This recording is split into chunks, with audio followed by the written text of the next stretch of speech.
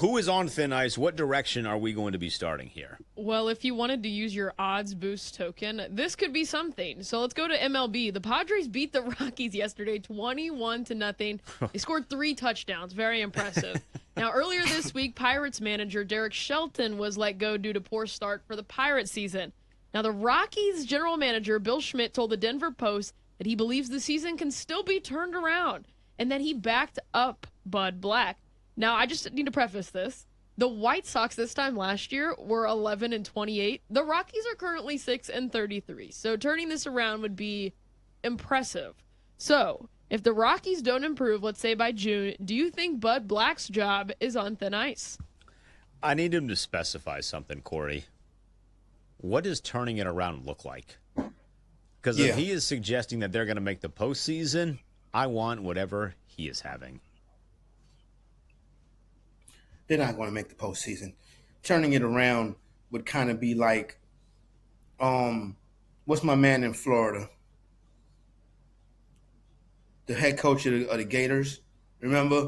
He was on the hot seat. Right. Huh? Todd Golden. You're talking Billy Napier. You're talking Billy Napier. Billy Napier, excuse me, yeah. Billy Napier. See how that's the turnaround that he would have to take. You would have to see some kind of improvement, some more cohesion, some more chemistry. That's turning it around, right? They're playing a little bit better. You know, that would be more of what he would need to do in order to keep his gig. In fairness to him, it would be harder for them to suck.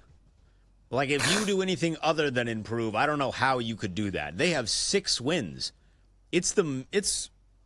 Do we count the 11th as the middle of May, or is that still early May? What is the consensus? You know what? Let's say middle of May just for the humor in this. It's mid-May, and they have 6 wins.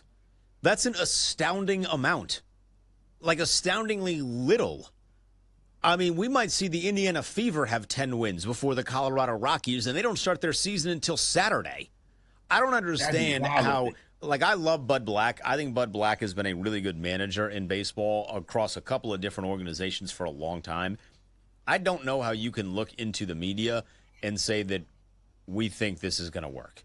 We think this will get better. It's not. My favorite bet, Corey, has been fading the Rockies on the run line.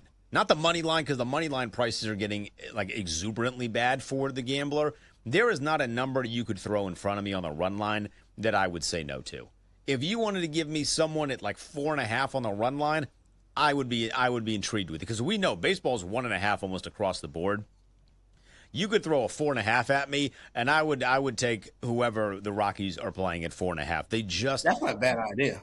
They don't have good pitchers. They don't have great hitting. They don't do anything very well, with the exception of where their stadium is. I've been there once. It is very nice to enjoy a Coors Light while looking at the Rocky Mountains. I didn't know I needed that in my life until I went there, and I was like, I could see why people do this regularly. But outside of that, there's nothing they do on the field that is exceptionally good. More power to him for sticking with his guy, but there is no turning it around here. It's a better place to go enjoy the ball game than it is to watch the product on the field. It's a good place to socialize. And thank God I went and saw the Padres when Juan Soto was there, who's my favorite player. Oh, that's I was like, fun. You know what? I that can sounds watch like Juan nice. Soto. You know, my favorite ballpark in all of sports, period, is Oriole Park at Camden Yards. It's beautiful. It's one of the best. That and I've never been to San Francisco, but I would say Baltimore and San Francisco are probably 2 of the best ballparks ever. Love Oriole Park at Camden Yards. Now, when you get outside, right to the car. Just go. Get on the beltway. Get on what I'm saying? Get out of there. Get out of there. You know what I'm saying? On the way in, focus. On the way out, focus. Once you're inside, enjoy it. Have some fun. You know, get a burger, get a dog, maybe a crab cake. Get a dog, a burger. Yeah. And on the outside, get to it. Action, movement. Let's go. Everybody. John, Tommy, let's go. Everybody to the car. Get in the car. Buckle up.